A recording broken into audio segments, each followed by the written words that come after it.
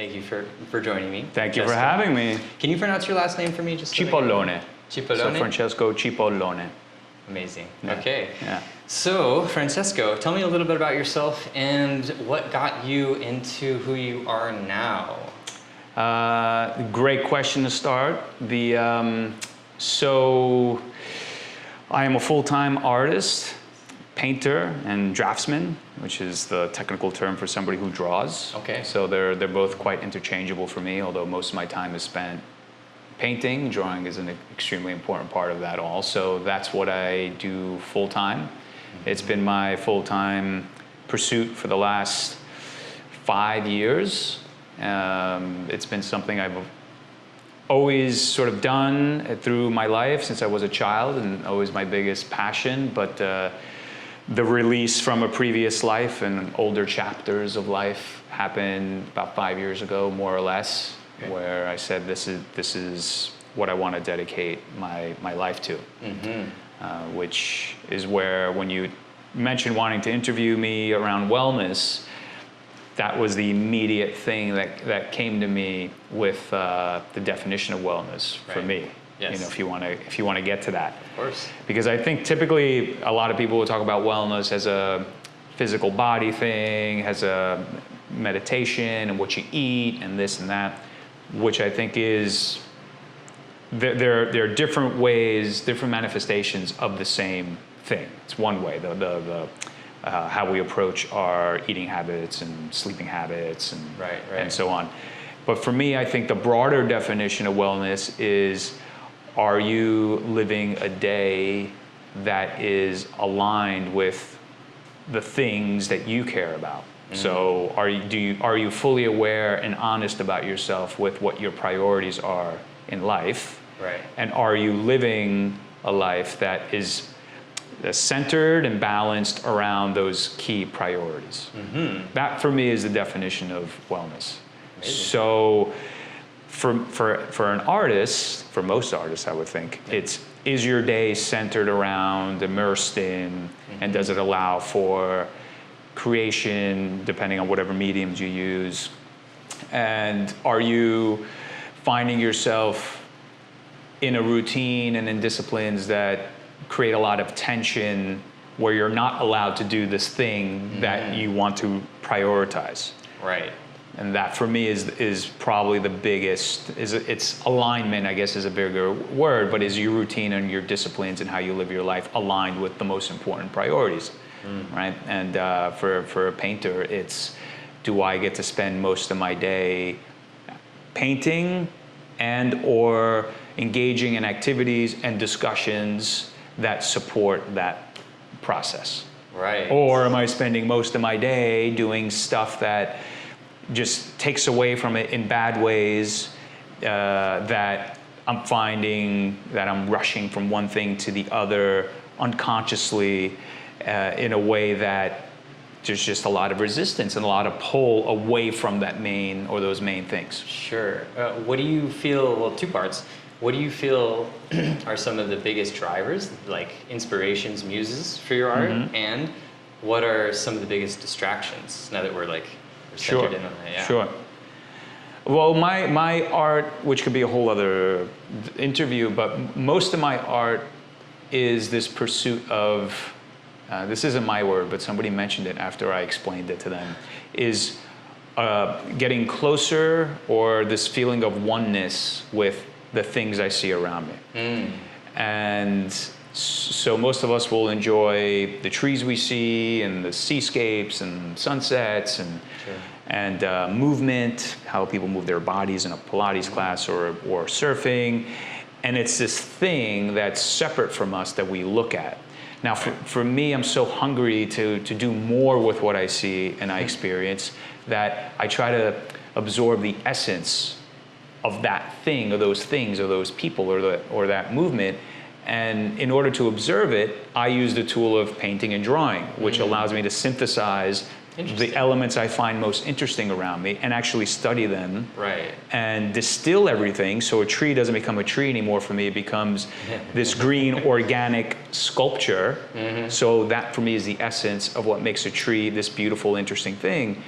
and I distill it down to something that I paint and I draw. So it's this oneness I'm creating. Besides that's a step above just looking at it and saying, wow, that's a beautiful thing. Right.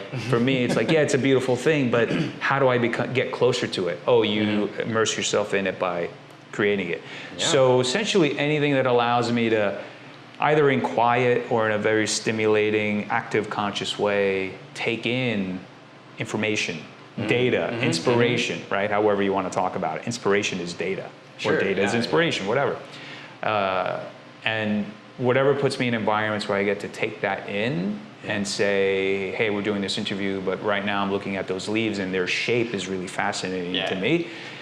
That to me is something that I am going to take in and later will come out in some form on the canvas.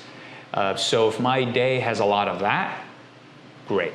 If my day has a lot of administrative stuff, and nobody likes this stuff, fixing a tire, checking on the construction project, which in and of itself is a creative thing, of course. but conversations which really are meant more as filler than surface level stuff, that to me pulls you away more and more and more. Distracts you and detaches you. Yeah, and that's when you just need to be sensitive to it, and sometimes you need to do that stuff.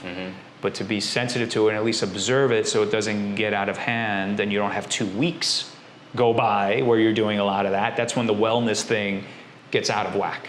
Right. So does that answer your question a little bit more? Yeah. I mean, there's no right answer. Yeah, there's no right answer, but and I think that's the beautiful thing of it. But I love spoken word and articulation from coming from the source, oneself, is a beautiful thing to hear how people describe wellness, or joy, or any of these things, and to hear you to also know I know what your art looks like, and you said motion of things, and now I'm thinking this is something I didn't really put together until you just said it, but I see motion in a lot of your paintings. Yeah. So that's an interesting thing to take something that is a real thing that people do and almost abstract it and combine it with whatever else was in in your prerogative, in your mind that day or that week. That's pretty amazing. I appreciate it. And it's a joy to be able to do it. And it's a joy and a good struggle to make sure you can do it better and better. So let's hit on that. What's the difference between a good struggle and a bad struggle to an artist like you? Well, that's a great question. I think how to answer that. I think a good struggle is one that creates a level of discomfort that is painful, that can be painful, whatever that means, painful in that where it brings about feelings of not good enough, this piece isn't going to be that interesting, discomfort, but you're still called to work through it. Because you've worked on other things where you've had a similar struggle, but you overcame them. So there's a bit of confidence around, oh, I've been here before, and I know the outcome is a better artist, a better technical artist, or just a final work that's going to be fascinating and stimulating and interesting to me, and hopefully the viewer. So there's this relentless pull towards working through it. I think a bad struggle is one where you can only, I think, realize a bad struggle maybe long-term over time. You can't measure it in minutes. I mean, even a good struggle, you can measure it long-term for sure, the results. But I think a bad struggle is when you physically and mentally and technically over time just see a degradation in yourself. Then somehow it's not the right struggle for you. Right? I think that's the most abstract way I can put it. Sure. It sounds like it takes a lot of wisdom and awareness to know what a good struggle and a bad struggle is. That's a good way to, you need to be able to choose, realize this is a good one, worth going through. This is not a good, I'm not a believer in every struggle is a good one to power through. No. It's not a great use of your time and yourself, and it's like a bad relationship. Right? Totally. Yeah, I mean, I think, I don't want to bring the feminine into this, but I feel like a lot of times, especially when I meet male artists, it's art almost becomes like a feminine construct, and has to be kind of like treated as the same. And I think feminine nature can be very, I mean, it is creativity, it is fluidity, but it can also be destructive as well. Sure. Yeah. If it's like, you know, you let a fire get out of control, it burns down the village. Right. Yet it can also like heat stoves, you know, like it's a in very the right fluid amount, thing. at the right places, and knowing Yeah. when to turn the dial up and let it in more, when to turn the dial down and not let it in as much. Totally. Right? So it's knowing, just like driving a car and just like flying a plane, whatever your thing is, knowing where the controls are is really important, right? There's some Greek saying, which I'll just summarize, but talking about the it's not specific to the feminine, but you could relate it to that. It's the power and no control versus control, more logic, and so on. So one is the jockey or the horse rider, and the other is the horse. Right. So a wild horse with no rider or jockey has a lot of power and force, and beautiful to behold, but uncontrolled, it just gets dispersed and doesn't really produce anything. Whereas the rider is the logic. If you have too much logic, then you're gonna just calm the horse down to the point that it's just this tame thing that's not really good for much besides looking pretty. Yeah. But if you know how to pull on the, whatever you call it, the reins or the bridle at the right time, you can really harness that force. So same thing with a jet engine or a car. Like knowing where the controls are and letting it rip and then dialing it back is really a lot of, you know, whatever, life, not just art. Totally. I think what you're kind of describing is the fact that you can see and have and elicit and practice art in almost everything. You really can. Yes. Yeah. You know? Another thing I want to hit on with you, because I think it's a unique thing to pair with being an artist, is jumping out of a plane. Oh yeah. And the relation of that, because you to some extent you're in control. There's a lot of things that can go wrong with jumping out of a plane. Yeah. And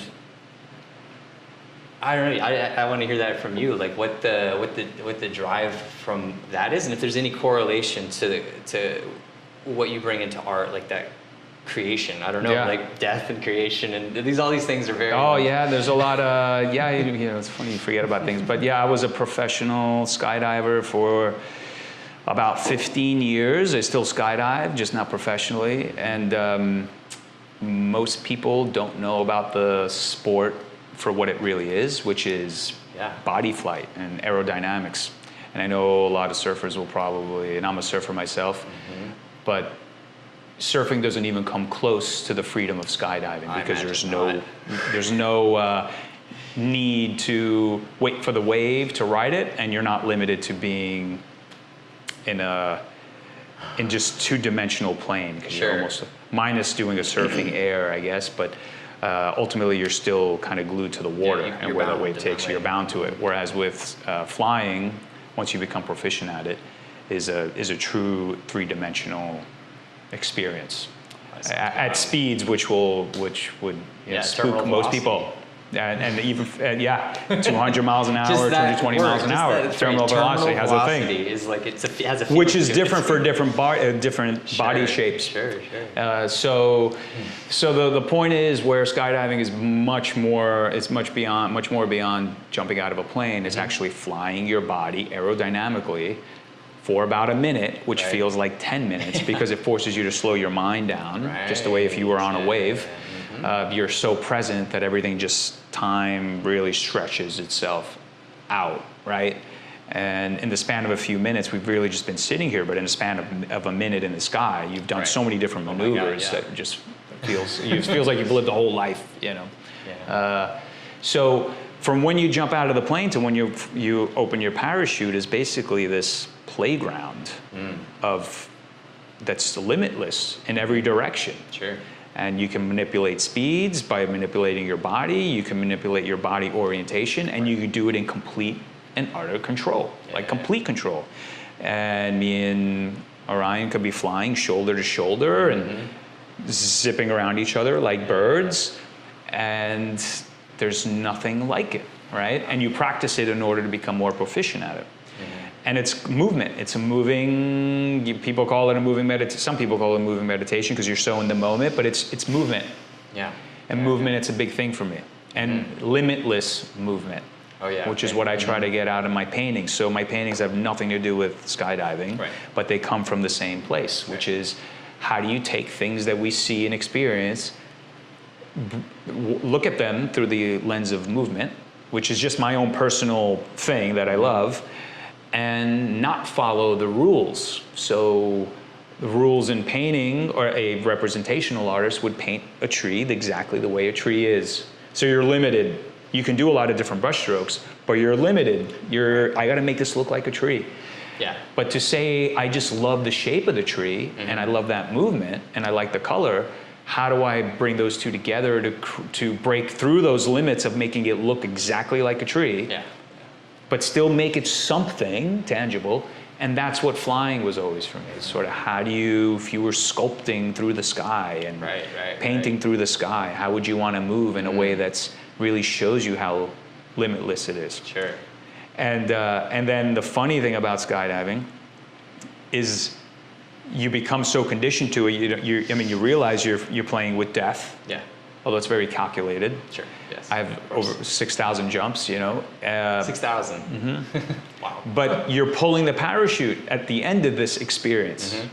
So you're making the choice to live. So you've had this wild ride, and then you're pulling the parachute and be like, okay, now it's time to, live. Yeah. It's not the way we think about it, No, but of course not. that's what you're doing. Psychologically, right? And so you're kind of riding on that cusp of, hey, if I don't pull this thing, minus the automatic device, which would open if you didn't do it. But minus that stuff, you're essentially saying, I'm going to take this wild ride and control it because I know how to fly, and now I'm making a choice to live and land and come back down to the two-dimensional place. Yeah. So I think it'd be a beautiful thing for everyone to do. I think everybody should do it at least once. I think it would give you, and I have not done it, so I'm speaking from just You would absolutely love it. I would love it. Dangerous to love it because then it's very addictive. Yeah, and there's something about that. I don't know if I can speak for everyone, but at least the way I think it's, I see it as like something that you can, like, not surpass, but like something that you can get over, and like what is on the other side of that, emotionally, physically. Like, it's always interesting to me that people limit themselves in like what they can or cannot do, and then they do something and they don't understand it, but they're like, I just did that. Now that just takes their mind and it just pushes it into a different mode. It shifts it. And I've seen people completely change from tantric experiences to skydiving to being, in a combat situation or some sort of life or death thing where they were like put to the test, they came out ahead, or they came out alive. They made that choice, I want to live in some sort of way.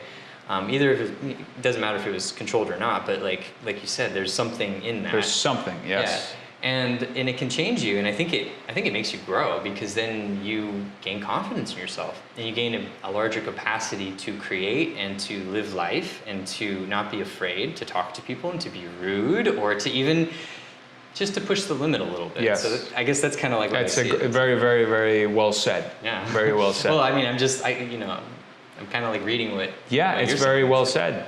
And every one of those experiences has its nuances, and that particular sport, you can choose then to make it something you're very proficient at within the experience, right? But the overall framework brings you to where you're at. And I have that experience, a mini version that's not physical life or death, every time I sit in front of a blank canvas. Because every time is coming out of your imagination, starting from nothing. Right. Will I make something that if it doesn't work, I'm going to beat myself up for not being able to do it, or I made something that doesn't look good to me, doesn't feel good to me, and it's sort of a death. It's like a little bit of this death. But then you experience many little deaths throughout it. When some day it looks good, some other day you're like, this doesn't look so good today. But the whole process is sort of this life or death thing, where if it works, like, wow, once again. Thankfully, I started with a blank nothing, and it turned into something that's anywhere from good to really good to hopefully great to one day maybe excellent, right?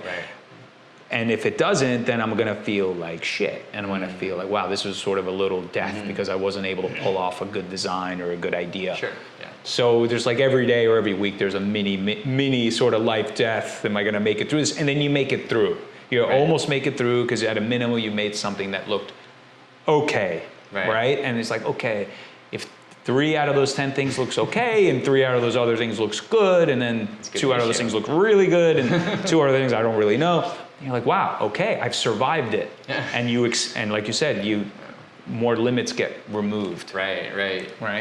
Do you ever reach the end of one of these deaths and just say like, and just toss it to the side? No, but that's the beauty of oil painting. Okay. Because below many of my paintings are not fully completed paintings, but they're paintings that were going in one direction, and this is part of just my own adrenaline rush with the work. And also kind of my love for archaeology when I was a kid. Art, archaeology, zoology were things that I was always interested in. But sometimes you start a painting down one way and you don't like its motion, but you don't delete it. You cover up certain elements of it so that in the final painting, there's elements of those first things which are like archaeological ruins, which you choose to have dusted away and left in there. So you're like, oh, okay, so those are the 2 little bits that are there from a previous painting, but I've learned how to use them on the later layers to make something that I actually do like. Okay. So if something's not working, I kind of start to know early on, but I will make use of it and just kind of mold it into something that does work. So it's rare that I look at something and say, I'm not going to tear it up. But there's things I look at, I'm like, yeah, but overall that was just a C-, you know.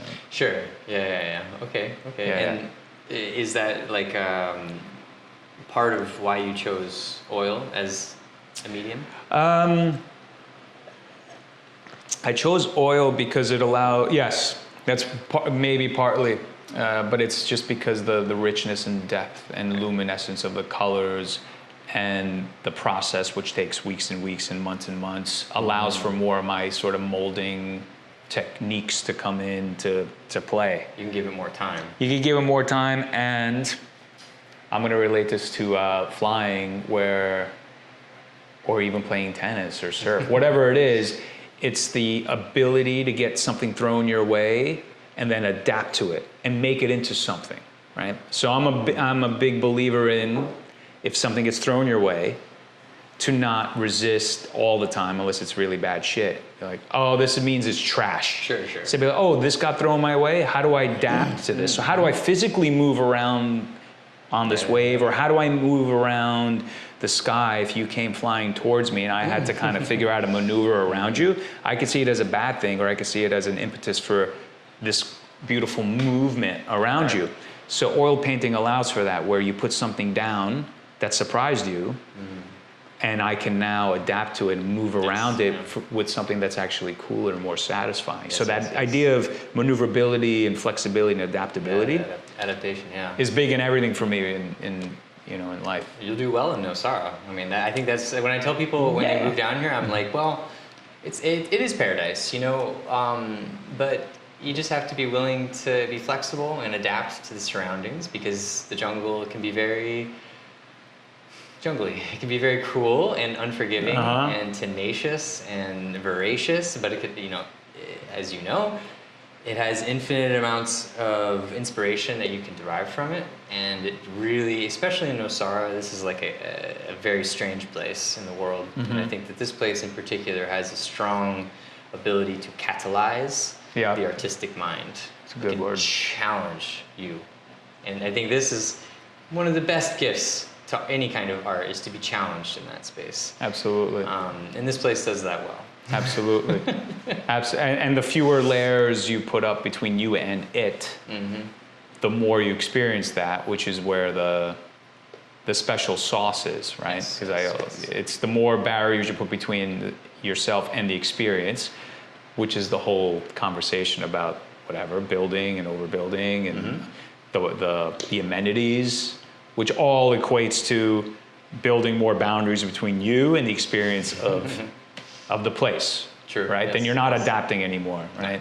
Yeah. I was saying this to a friend of mine who we passed some house where they put, what do you call those, retaining walls. They were so massive. Yeah, I've seen a couple of them. You know, and God bless, but at the same time, it's a bit of the, oh, we're not gonna maneuver around the jungle. We're actually going to say, hey, kind of fuck you. We're just going to put up this big wall. Yes, I have enough money to do this. Yeah, I have enough money to do it. this. Yeah, and I don't live here for most of the year. And there's quite a mixed bag of that here. There are a lot of folk here that really, you know, the reason why they moved here is because of the jungle, and they understand that and they respect that. And then there's a lot of people who love the jungle, and that's why they move here, but they missed that, like, fact of retaining that nature while still being here, not trying to turn wherever they came from into here. Right. I mean, and to be honest, over the many years that I've been here, the people who do that generally just leave. Right. Or something happens and their houses can't take it, or it's just the maintenance is just crazy. So, you know, it just doesn't work. Like, this place is more powerful than money or that's right. anything like and that. You got to let it in. You have to let it in. Otherwise, why are you here? You know. Yeah, that's let it in. To a certain degree. I mean, I also don't want to. Yeah, I don't want to live in a completely open house with no screens. Of course, yeah, it can be a symbiotic relationship. And I think to involve, like, intelligent natural design is so impressive to me. Right. When people can do things, and you step into a house and it's so beautiful, and there's wind moving through it. There's no bugs somehow. The house is just magical, and when you talk to these owners, they have a very intimate relationship with the architect in the way that they're like, I want this preserved. Right. And then I can go into houses that are big glass boxes on top of a hill that are hot and take 1 million watts of electricity just to keep cool. And you're like, why did you do this? Right. Like, why is this here? They have like robots that they have to clean all the windows because it's too expensive to, you know, it's just like, to hire some, it's outrageous. So, so while we're on the topic of where we are, what brought you to Nosara, and like, what does that mean to you? I will, so I have a long history with Costa Rica in general, like over 20 years of coming here. And then I had no idea what Nosara was, what it meant. I had zero expectations. I just had a really good friend who's been living here for 30 years, almost, like 25 years. Long enough, Nosarasaurus. Yeah, Nosarasaurus, that's funny. And I met him in New York in just a very friendly context, not a business context or anything. And I met him before my shift into being a full-time artist. Okay. And he had said, you got to come visit me, just come visit me. And I knew nothing about this place. I wasn't surfing yet, or it was shortly before I started surfing. And then finally I made it down after a few years of knowing him, and zero expectations, didn't know anything, didn't read up about it, was just visiting a friend in a country that I love already. And I immediately felt that it was a funky, different kind of place that I wanted to understand more. And I love surfing, but I wouldn't say I'm avid diehard. I'm not a diehard surfer. I was a diehard skydiver, and I know what that is. And it's a choice to not make my life based around a sport anymore the way it was. Sure. And plus there's so much joy in my art that I don't feel the need I had before to do something. You have an outlet. There's an outlet that's also a career outlet, not a activity. Exactly. So, but I love to surf. I do it every time the conditions permitting. But so I came here, and after that first visit, I knew that I felt something. And you're talking to somebody who's equal parts spiritual, believing in the divine that exists all around us, but also can have my cynical, skeptical side. Sure. So with all that in mind, I still felt the pull of the place. And then I came the following year, and this was already a year into pursuing my art full time. And it just really, again, without knowing anything, right? Because people buy into expectations. If you tell everyone, this is the spot to go, then you show up and you're like, this must be the spot. So I think when you get dropped somewhere and not get told anything and feel something, it must be something special. And then by the end of that second year, I felt a community. I felt the bond with people more and more, and that was the biggest driver for me. Was just the people were more of the drive. I mean, the nature is, you don't need to talk about it that much, but the folks and the just whatever is in the air just pull me in more. And along with that, my trajectory in art started going in the way I wanted it to go, and it just aligned with spending more time here. And then finally I said, okay, about 3 years ago, I said, I think this is where I want to build my art studio. Right. So I'm almost done with that. And so this is a big part of that journey, that career shift as well. Yeah, so it really called you in that way. It really called me in that way, and I was born in Italy, but I grew up in New York City. And community is a big thing, and wherever I go, I like to build my community from all different sorts of background, and I did that in New York City. But here, it's so much more palpable because you have such a quick impact. If you want to make connection, you've built your own community in such a rapid way that I love that. It's every day you get that feedback from your identity and who you are and how you're connected with people. You get that immediate thing. Whereas in New York, my favorite cosmopolitan city in the world, but there's such a rigid framework around everything and everyone's different currents and paths. Yeah, so Whereas much. here somehow it's just, you can really feel, you can visually see everyone's paths. Like if I could color it, I could see your path during the day and our orbits cross, and you can see everybody's life stories as you talk to them, and it's beautiful. Yeah, it's true. I mean, one of the main reasons I like doing these talks is because you meet these individuals, and I do think that, like, when you talk about New York, you have, I don't know, like, what, 8 million, 9 million people in like a very close area, and I think most of the people are probably there, you choose to be there. It's not like, it's not easy to be there. You have to be competitive, you have to be involved, and like you said, there's just so many streams around you. As where here, like, a lot of people choose to be here because of the thing that you just said, that they can palpably feel the people and interact with them in a way that is noticeable. Like, you can make a difference. And you can see it and you can feel it. As we're in New York, it must be very difficult to make a difference, very difficult to make connections. I'm sure when you do, in terms of culture, they're more high octane when you do make them, right? Yeah, it's like they're also behind so many layers of people living very busy lives and intense competitive lives. And I get it. And here you do have that space a little bit more. Everyone does. Everyone does, and see it. You can visually see it, assuming people are being honest with who they are and what they care about, which I think most people are. Yeah, right? You seem like you are a very keen observer of things. Yeah. So it probably comes very natural to you, and you can really pick up on if someone's being genuine and authentic. And I think that a lot of people around here have that discernment because they do care about their communities. So that's another advantage of living here, is you do get to be intimate with nature, and you do get to be intimate from people. And I've known a lot of artists to come here, and it's very inspiring. Sometimes it's hard to be here sometimes. That's like a different story, but they always tell me, like, this place has a very catalytic effect. There's so many people. So with that being said, like, so you moved here 1 year into really diving into like putting your art as the number one thing. How do you feel? Do you feel like this is really, really giving you that, not excuse, but that true meaning and that true purpose? Because you're building here, like, obviously you're all in a sort of sense. It's my priority. I think it's a very good question. You know how to ask them. My priority is making world-class work.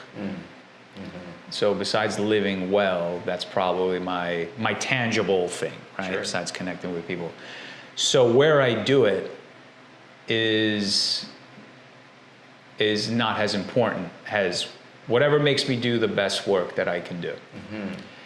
It just so happens that here, being able to do things like this, even without a camera, just on a daily basis, and have that, the palpability, that's a word, of connecting with people and getting that charge before I go into the studio by myself. Right. The ease with being able to dip out, engage in physical activity in a beautiful place, have this kind of dialogue, and then dip back into my work. And while you're going, the transitions, walking or biking or driving through the nature that we have here, at the pace that the roads allow for, right? Yes. Even that, so that whole process is really supportive of the work. Yeah. Of me then being by myself in a studio. Right. And building where I'm building, that was a critical part. It's like, where can I, because I love to do this, but then when that's off, I want to be off and not still be stuck in too many noises or cars around or whatever. Yeah. So this place allows for Separation, that. So I'm enamored with the place, but I'm also, there's a bit of, how effective it is in the work. And I think also there's a shitload of really smart, cultured people here that are hungry for the arts. Very hungry.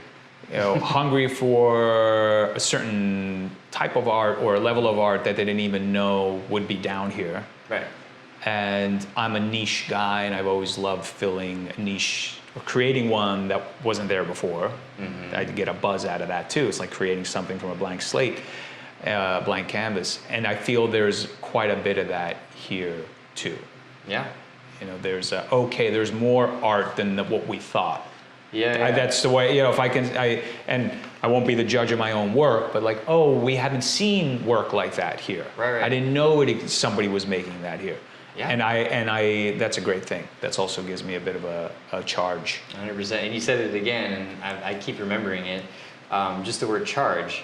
And it's something that's interesting that I think a lot of people get here. I don't think a lot of people are aware of it. But there is a charge when you go out and you have all these strong people and strong nature and strong forces, the oceans and that. And also to note that you understand how to channel that charge correctly. Right. I think one of the pitfalls of people that can happen in this area, maybe lots of areas like this, is they can charge, but they have no release. Or undercharge. But Right. Oh yeah. That's man, that opens up a lot of other topics to discuss, right? This place gives you such a charge, but when you don't have the medium, I'll use that word, a medium of choice, whatever that is, then it's almost like filling up a tank, and the tank gets so full that now it's just just overflowing, and you don't know what to do with it. Yes. And because I do think I think unless you're really in tune with what's getting thrown your way, it can be wasted. Oh yeah. It can be it can be thrown away. You're like, wait, why are we? And I think that was a big thing. I made a point of not having any expectations about this place, except that it was in Costa Rica, which I knew a lot about already and loved already. It's a different place from the rest of Costa Rica, but I didn't come with any sort of expectation. And I think a lot of people come with a certain expectation, and then they don't know what to do with that charge that comes their way. And it's like, okay, what am I doing here, right? I mean, so I'm fortunate that I have something to at least put it into. Sure. And I think it's a talent that you probably have harnessed your whole life, actually. I mean, maybe, we're here, and I think there's a lot of people that know how to do that here. Right. Because once again, I think if you are here and that happens, you'll just become this anxious wreck. And especially if you don't know how to manage your emotions and expectations, people can create a lot of stories of what should happen or what could happen. Right. And that's just it. It just makes you divisive, and it makes you angry at the space or maybe even at the people. And then that can be really felt. And if it's really felt, then you're going to affect everything and everyone around you. That's right. So that's right. Well, I think I've seen elements of that. Which I don't even say is negative. It's just, but of some folks Yeah. who've been here maybe in the generation prior to the latest kind of push Yes. that had their routines or have their routines, and you know the classic, hey, we should close after I'm in, close the gates. Yeah. And I felt that, but fortunately not with most people, but with some people, where there's a bit of the, oh, you're part of this new brigade. Yeah. And then maybe now they've gotten to know me, but there's that feeling of, well, we were here 10 years ago and we had our bungalow and taught our classes, and Sure. and now look, now there's more people on the surf lineup and this and that. And I think that's also doesn't align with the magic of the place. No. And that's a lot of where I see some frustration and this and that. Sure. It's like, well, this is, well, if you know all the special things about this place, then it's kind of irrelevant. Yeah. Right? It still has plenty to give. Or just adapt. Or just adapt to it. Like what you're saying on the oil painting, it's like, there's more people out in the surf in the water. Talk to them. See who they are. You know, most people are come and go, and that's fine. That's the nature of a tourist place. But I mean, I've met more amazing, influential, crazy, beautiful people here than I did ever in a city that I lived in. Right. I'm sure if you're involved in certain circles, maybe you get surrounded by people more in big cities. But like you said, there's so many layers to go through. There's a lot of layers. Yeah. I sit down next to billionaires at a dive bar here, and you're out in the lineup and you're surrounded by people who are of all ethnic and social status, and you're still on the same wave. And yeah, there's some people that get angry about that. But if they take the opportunity to sample the paint, the people that are around them, anyone can have the opportunity to draw or paint an amazing life. Absolutely. Absolutely. Yeah, cities are actually more, right? There's a lot more separation, right? Because of the financial classes, social classes, right? That people tend to stay with each other, whereas here we're all sharing in this place, right? Yeah, that's the beauty. It's a mixed bag, and you never know. It's a mixed bag. Yeah. It's a mixed bag. Cool, man. Well, Francesco, I really want to have a few of these conversations. Yeah. So I think this is a beautiful introduction to who you are, and I welcome people to really go look at your art and listen to your words and make a connection between that as not just a visual experience, but this is, I think, important for people to listen to artists and actually understand where they're coming from, and then see how the relationship between yourself and the painting and the artist can develop, you know. So all that being said, where can we find you? Like, where can we look at your art, and then where can we buy your art and just learn more about you? Sure. So the best place is Instagram, for sure, to look at my work online, and that address is at CIPOLLONE-art, and hopefully you can put it on whatever you're doing. And my studio, my official studio, will be open hopefully in January, and it'll be on the San Juan Ridge, which is right off Esperanza, and that'll be open to anybody who wants to come and get an espresso, get a cappuccino, check out my work, talk about life and life paths and all that. So I look forward to having that opportunity. But please contact me before, and I'll be more than happy to show you my work. Don't just show up at his place. We don't want to advocate that. No, well, if it's good people, we don't mind. We don't mind. Sure. So there you go. Amazing. Yeah, man. Thank you very much. Thank you very much, brother. Yeah, man. Great chat.